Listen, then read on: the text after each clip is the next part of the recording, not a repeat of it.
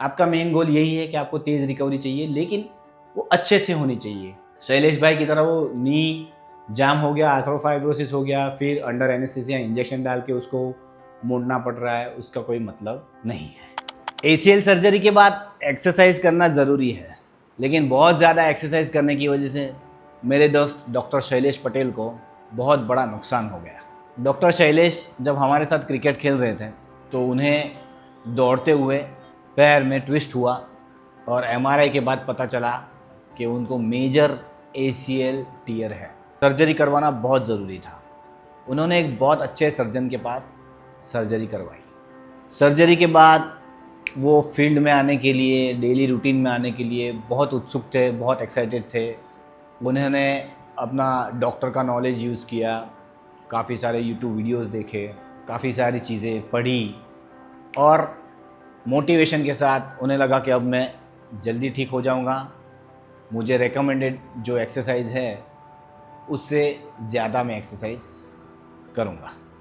3 महीने के बाद जब वो मुझे मिले तो उनका पैर बहुत जाम हो गया था, घुटना मुड़ नहीं रहा था और बहुत सारी सूजन और जकड़न भी थी। इसे आर्थ्रोफाइब्रोसिस कहा जाता है। अब खेलना तो क्या, नॉर्मल वॉकिंग भी मुश्किल था। सबसे इम्पोर्टेंट बात, ये प्रिवेंटेबल था। एज अ फिजियोथेरेपिस्ट मेरे पिछले 13 साल के एक्सपीरियंस में मैंने ऐसे बहुत सारे केसेस देखे हैं जिसमें लोगों को पता नहीं है कि कब एक्सरसाइज करना है, कितनी एक्सरसाइज करना है और कैसे एक्सरसाइज करना है।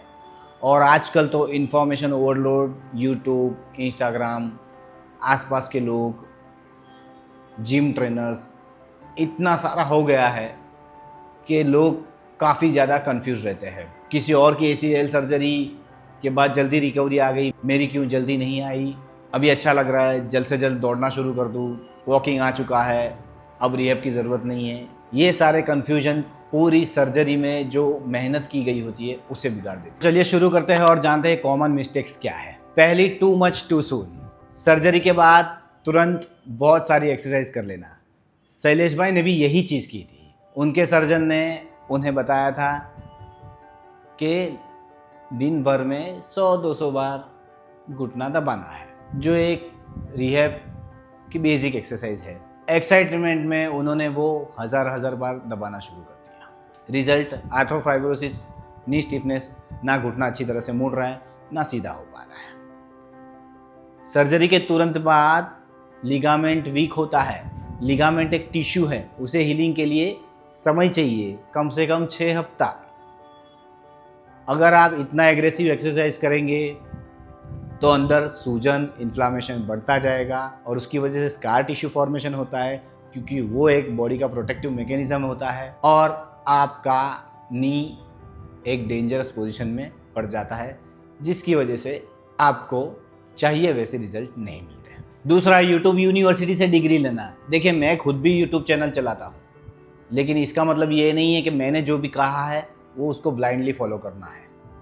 हर बॉडी की रिक्वायरमेंट अलग अलग होती है, हर सर्जन का अप्रोच अलग होता है।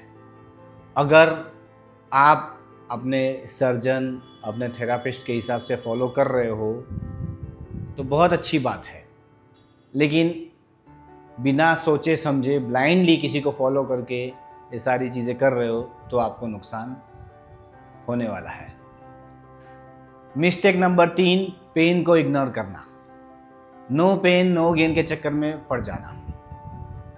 हल्का फुल्का पेन हो रहा है और आप एक्सरसाइज कर रहे हो, डिस्कम्फर्ट हो रहा है वो और आप एक्सरसाइज कर रहे हो, वो बात अलग है। लेकिन बहुत शार्प शूटिंग पेन हो रहा है, सूजन आ रही है, घुटना बहुत स्टीफ हो जा रहा है, तो वहाँ ब्रेक लगाना बहुत ज़रूरी है। उसे पुश करते रहोगे तो प्रॉब्लम आनी ही वाली है। स्वेलिंग हो गया, रेडनेस हो गया, शार्प शूटिंग पेन हो गया, ये सारी चीज़ें एक सिग्नल है कि आपको रुकना है, तो इन चीज़ों को अवॉइड ना करें। मिस्टेक नंबर 4, कंपैरिजन करना। इंस्टाग्राम पे किसी की वीडियो देख ली, वो 2 महीने में दौड़ने लग गया, मैं भी दौड़ने लग जाऊंगा। नहीं, मैंने आगे भी बताया कि हर एक बॉडी डिफरेंट है। सो अब बात करते हैं वार्निंग साइंस की। पहला परसिस्टेंट स्वेलिंग, अगर एक्सरसाइज के बाद बार बार सूजन आ रही है, सुबह भी नहीं उतर रही है, तो ये एक सिग्नल हो सकता है। नॉर्मल स्वेलिंग उतार चढ़ाव चलता है, लेकिन ज़्यादा हो तो ध्यान रखना है। दूसरा, शार्प शूटिंग पेन, बहुत तेज़ दर्द हो रहा है, दर्द कम ही नहीं हो रहा है, अब आइसिंग कर रहे हो, दवाई ले रहे हो, सब कुछ कर रहे हो, तो ध्यान रखना है। नहीं इतना सूज रहा है, इतना जाम हो रहा है कि कोई भी मूवमेंट पॉसिबल ही नहीं है। चौथा, रेडनेस, या वो एरिया में टेम्परेचर थोड़ा ज़्यादा लगना। जब सूजन बढ़ जाती है तो कई बार घुटना बहुत लाल हो जाता है, दूसरी जगह का जो स्किन का टेम्परेचर होता है और घुटने का जो टेम्परेचर होता है उसमें बहुत फ़र्क होता है। स्वेलिंग सूजन की वजह से उस एरिया में टेम्परेचर बहुत हाई हो सकता है, गर्म ज़्यादा फील होता है, तो ये चीज़ें ध्यान रखना बहुत ज़रूरी है। अब सबसे इम्पोर्टेंट, क्या अवॉइड करना है? बहुत अर्ली स्क्वाट यानी बैठक। शुरू में सिंपल एक्सरसाइज होती है, उठक बैठक नहीं होता है। दूसरा, बहुत जल्दी दौड़ने की तैयारी, नॉर्मली 6 से 9 महीने का समय होता है, डिपेंड करता है अलग अलग बॉडी के हिसाब से, लेकिन जल्दबाजी मत करिए। तीसरा, प्लायोमेट्रिक, मतलब जंपिंग एक्टिविटी नहीं करना है। जंप लगाने जाओगे बहुत जल्दी, जब लिगामेंट वीक है तो लिगामेंट वापस टूट सकता है। चौथा, मैंने आगे भी बताया, बहुत सारी बार बहुत सारा लोड उठा लेना, बहुत सारी एक्सरसाइज कर लेना, या बहुत ज़्यादा वॉक कर लेना, ये सब चीज़ें अवॉइड करना है। पांचवा, जो मैं बहुत कॉमनली देखता हूँ, लोग मुझे बोलते हैं कि सर गाड़ी चलाना कब चालू करूँ, बाइक चलाना कब चालू करूँ, एक्टिवा चलाना कब चालू करूँ। जल्दी चालू कर के लिए समझो कहीं पैर अटक गया, गोल घूम गया, तो पिवोटिंग एक्शन हो जाता है, उसकी वजह से लिगामेंट को डैमेज हो जाता है। तो जल्दबाजी गाड़ी चलाने में भी ना करें। अपने सर्जन, अपने फिजियोथेरेपिस्ट के गाइडेंस के अनुसार आगे बढ़िए, और उससे भी ज़्यादा ज़रूरी, अपनी बॉडी को समझिए। आपकी बॉडी क्या फीडबैक दे रही है वो आपको ज़्यादा अच्छी तरह से पता चलेगा, उसके साथ ज़बरदस्ती मत करिए। तो अब सवाल ये है कि सही क्या है, तो मैं एक बेसिक चीज़ें आपको बता देता हूँ। शुरू में जब आपकी सर्जरी हो जाती है ना, उसके बाद पहला गोल होता है स्वेलिंग कम करना, सूजन कम करना, जॉइंट को जाम नहीं होने देना, घुटना सीधा करना, ना कि बहुत ज़्यादा जल्दी मोड़ना। उसके बाद घुटना मोड़ना यानी मूवमेंट अच्छी लाना।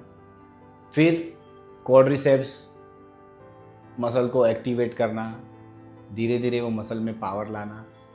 साथ ही साथ उसके आसपास के जितने भी मसल है उसके ऊपर भी काम करना बहुत ज़रूरी है। हल्का फुल्का बैलेंस ट्रेनिंग।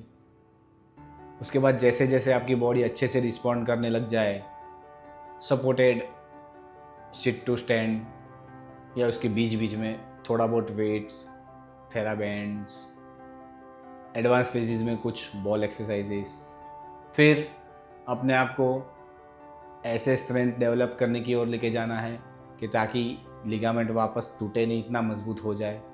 तो थोड़ी बहुत फिटनेस की एक्टिविटीज़, उसके बाद आखिरी स्टेजेस में जंपिंग एक्टिविटीज़, उसके बाद रनिंग के बारे में सोचना है। तो ये थोड़ा सीक्वेंस अगर हम फॉलो करते हैं तो ACL सर्जरी के बाद रिज़ल्ट बहुत अच्छा मिलता है।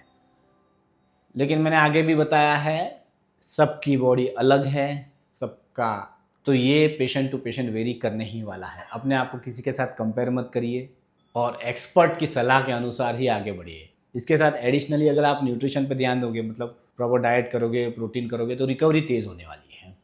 आपका मेन गोल यही है कि आपको तेज़ रिकवरी चाहिए, लेकिन वो अच्छे से होनी चाहिए। शैलेश भाई की तरह वो नी जाम हो गया, आर्थरोफाइब्रोसिस हो गया, फिर अंडर एनेस्थीसिया इंजेक्शन डाल के उसको मोड़ना पड़ रहा है, उसका कोई मतलब नहीं है।